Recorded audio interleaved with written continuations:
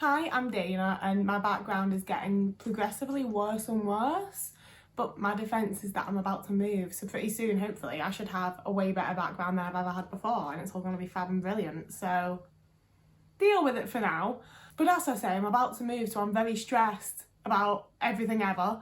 I'm not having a good time for the most part. Some of it's a good time. I could be having a worse time, but I am stressed. So today I just wanted a nice fun video to record because I've got all sorts of serious stuff that I've been considering making and I just want a fun little video, okay? So we're doing yet another Headcanons video. I think this will honestly probably be my last one. I don't think I've got any more after this unless like something comes out with 100,000 autistic characters in it. Okay, I'm struggling to sit today and I need my leg up, so I'm sorry, but my leg's just gonna be here, okay? So first up, I want to talk about the Doctor, because I've mentioned the Doctor before because they have an autistic vibe, but I've always been reluctant to actually fully include them because they're an alien. Like, they're not a person, they're not an autistic person, they are an alien. And I don't like the idea of comparing autistic people to aliens because we're perfectly ordinary normal people that just have a different neurotype. But at the same time, I love the Doctor. And like as a teenager, I had pretty much an entire wall of posters of the 11th Doctor because I related so hard to 11. Like I really fucking loved 11. Like 11 was my first ever cosplay that I did, and I split my pants the morning of Comic-Con and had to do like a gender bending skirt wearing 11. It really pissed me off. But yeah, like it was from 11 that I was initially like, I relate hard to this character. And then when I got my autism diagnosis, I was like, yo, 11's autistic as heck. And I think you can see it in some places with 12 and the occasional place with 10, but it's 11 and 13. 13's social awkwardness, the way that she just like straight up nopes out of situations, like when Graham wants to discuss his like fear of the cancer coming back and things with Yaz's mum, the way she's just like not dealing with it. I don't know what to do, I'm really sorry, but like love you, bye. I relate hard. And like I say, I didn't want to include it because they're an alien. They don't understand like how people work and how these social constructs work because they aren't from here. They're not of Earth. Like, it's not the same as being autistic. But at the same time, I spent a long portion of my life feeling like I was some sort of alien and like I didn't belong here. And for that reason, I think that I've come around to actually wanting to include the Doctor on these lists. Because although they might literally be an alien, I felt figuratively like an alien for a very long time. And I relate to a lot of like their behaviour and actions and it makes me feel better about myself. So I'm taking it, I'm running with it. If it makes you feel better, just go for it, innit? Like, feel better. Next up though is Chloe Decker. And I've not seen anyone talk about Chloe, but to be fair, I've also not seen many people talk about the show Lucifer in general. I should mention what these characters are from as well. Hopefully you know that the Doctor's from Doctor Who. So Chloe Decker from Lucifer, I initially didn't like as a character very much. I was like, yeah, she's kind of annoying. And the more I've watched of Lucifer, and no spoilers please, I'm still in like halfway through season 5 because my girlfriend takes forever to watch a show. But the more I watched of it, the more I was like, yo, Chloe's autistic. Like there's just like, her vibe is so autistic, you feel me? Like my gal's insane sense of justice. Like even if they're getting the right person, she needs it to be for the right reason. Like we can't plant something on them, we can't pretend that they did this other thing, we can't even bust them for this other thing that they actually did. We need to bust them for this exact thing. I love that sense of justice for her. The pattern recognition necessary to be a detective, our girl's got it, and that's from the autism. I'm telling you, that's autistic pattern recognition girl's got going on. She notices the things that other people don't notice. She thinks about doing things in ways that other people wouldn't think of. She is awkward as well, like bless her. I don't want to shit on the actress, but there's moments when Chloe's like dancing or flirting and I'm just like, me. Like me. Like it's awkward and she's unsure of herself and she misses social cues. And she still like manages to be awesome and badass and super cool. Sometimes she still annoys me. Sometimes she's just a bit whiny, and that whole thing where she like ran off like to try and the whole feast thing, it annoyed me. She annoyed me.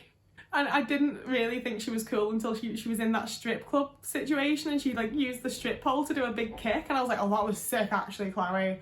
But up until then I didn't really think she was that cool. But I do think she's autistic. And because I'm autistic and I like having my little special interests, I watched Lucifer because it had someone out of Doctor Who in it.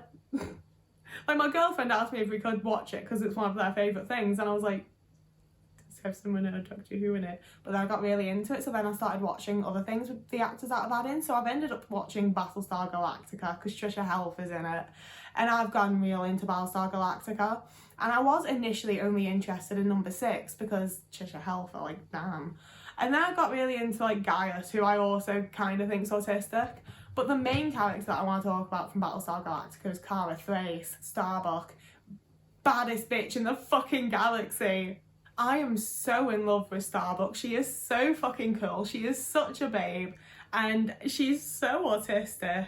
Obviously, this is Headcanons, and honestly, I've got like a whole fucking head plot if that's the case, because I really think that from watching, like, and again, I haven't fully finished Battlestar Galactica either, but I am on the last season, and I feel like Cara's whole like plot with going from the person who's like so dedicated to the course and will do anything that she has to, like, basically like hyperfixates on her job and like being a Viper and getting everything done and doing it all absolutely perfectly, like every line to the letter of the law kind of thing, autistic as heck. But then when things start going badly, when things aren't going well, when she can't stick to that like routine and stick to that persona, and because bitch masks for sure, bitch masks hard. And when she can't stick to that, that's when we see her go into like a bit of a burnout and start drinking and not do anything very well and clearly just feel terrible about everything all the time. Like, I fully think Battlestar Galactica gave us an autistic burnout plot with Cara. Like, I'm not playing with that. But, you know, even when it comes to the masking, she puts up these like insane fucking walls around herself, and then she lets them come down so quickly when she's like feeling for someone. Like, she really like cracks and immediately breaks and is like, okay, here's all the big feelings. And very vulnerable, but people do her wrong and she can put those walls straight back up. And, you know, like, it's the mask. She slips that mask back on of like, I don't care, I'm a bad bitch. But she do care. She cares a lot. She cares real hard, okay? You know, and that's why we got that whole fucking like boxing scene with her and Adama, which was the ultimate like unmasking. Like, you literally got the mask punched off her fucking face. And my gal's autistic. Yeah, even right down to how quickly she gets attached to, what's her name, Casey?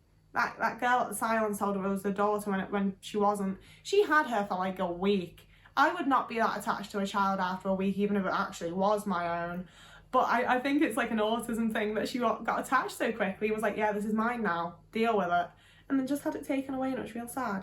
But autism, everywhere, all of it. Now, this one's been said before, but Steed Bonnet from Our Flag Means Death. I fucking love Steed. I love Our Flag Means Death. It's one of my big things. And Steed especially, like, I wish that I could tell you I relate to all the other characters more, especially Buttons. I fucking love Buttons. But the fact of the matter is, I relate to Steed Bonnet fucking hard. And not just because I also ran away from a straight relationship. He just, you know, I know that you can argue that it's because he's from a different class system and he's a posh boy and he's this and he's that, but I would argue that he's autistic and he's got his own little like idea of how the world should be and how he wants to be perceived by the world and how he would perceive people if they behaved in the way that he is, and then the others don't perceive him in the way that he thinks he's going to be perceived, because that's how he'd perceive people. And that was way too many words to explain what has to be a fairly simple point, but I hope you get what I mean, and it's autism. Just fully not picking up when he's not liked and when he's not wanted and when people don't want him around. Steve makes me cry. You know, even when we see him at home with Mary, it's like he's literally just reading his books and engaging in his own special interests, and she's like, can you play with your kids please? And that's when he's like, oh shit, I've got to do like a life thing that I don't want to do. How can I make this about a special interest? Play pirates with my kids. Like, my dude just has a pirate special interest. That's all it is. He's one of us. And, you know, I think, to be fair, that you could diagnose just about every member of the crew of the Revenge as some sort of neurodivergent, but Steed is just autistic as hell. He has that same autistic assumption that I have of like, I can just do anything, only he takes it too far, and it's like, my dude, you can't even climb down a rope ladder, probably because of the dyspraxia, because you're autistic. And you think you can be a pirate captain? Same. I absolutely think I could be. Like, I'm not saying I will be, there's a hair in my mouth. I'm not saying it's my life path, but I am saying that if I had the money to buy a pirate ship and go sailing off and become a pirate, I reckon that I could take on the challenge if necessary. Like, this is the thing, anything that I like have the idea of doing or see someone else do, I'm like, yeah, I could do that. And I fucking probably couldn't, but Steed went all the way and was like, yeah, I can do that. And he can't, but he is. I think that's being autistic, is knowing that you can't do a thing and just doing it anyway. Now, another that I've not seen other people talk about is Jenny in the L Word. And again, she's a character that annoyed me, quite frankly. She really pissed me off. She was, I mean, from the TikToks that I've seen, Jenny annoys everyone. None of us fucking like Jenny. But I do think that Jenny's autistic. And I do think that the major ways that she annoys me are in the way that she misses social cues and then upsets the other characters, you know? Like writing people into a fucking book and having it really obviously clearly be them and not seeing an issue with it, that's autism. That's the kind of thing I'd have done at, like, admittedly, like 17, not as a full-ass adult like Jenny is, because she should know better. But it's autism all the same. You know, being caught up on her past traumas, not being able to, like, move forward. I relate to that. I've been there. Might still be there. I'm working on stuff. Hopefully better than Jenny does. But bitch is, like, trying so hard and just never quite manages it. It just never quite clicks in her brain. And I get that. Like, the arguments that she's had and the creepy ass things that she's done to some other people, that's how my brain works. They're the things that I would think of doing, but I would have the self-awareness and general, like, not craziness to be like, that's a batshit idea and I'm not gonna actually do it. But I see where the idea is coming from, and I would have the same fucking idea. I just wouldn't follow through on it. And she's autistic. Also, writer, special interest. She just wants to be left alone and write her little books. Autism. Now, I wanted to specifically talk about Mary from Ghosts, but then I did some Googling and was thoroughly, immediately convinced that every ghost in Ghosts is autistic. Mary is the one that I'm most like, my babe. Like, girl got burnt for being a witch, and it's definitely just because of her autistic traits. She likes routine, she likes to know what's going on, she doesn't really realise when she's being a bit odd, she doesn't really realise when the others don't like her very much. She just gives me such an autistic vibe. And to be fair, so do most of the others. I'm not very good with names.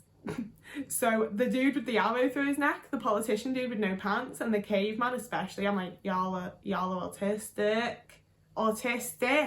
But also the older lady is like one of the best representations I feel like I've seen of like old autistic people that never got diagnosed, and just very much is like, well, I do these things the way that I do them because it's the right way of doing them. That's how they've always been done. And it's like, yeah, but the rest of us have found like 6 different iterations how it can be done in an easier way, you know? But they're so set in it and they know what the right way is and there is no convincing them. Like, I've seen that, I've been there with people that I know. And finally, I want to do a little double one, because Will Byers and Eddie Munson from Stranger Things are both hella fucking autistic.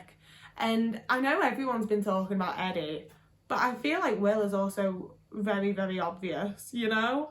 Like, if it weren't that he was gay and that's what people kept picking up on, people would have picked up that he was autistic instead. My guy just wants to play D&D forever and hang out with his friends and have a nice little time. And even then, half the time, he looks like he feels really out of place and like he doesn't belong with his friends. And it's obviously partially because of the Upside Down, but it's also partially because he's autistic in the 80s.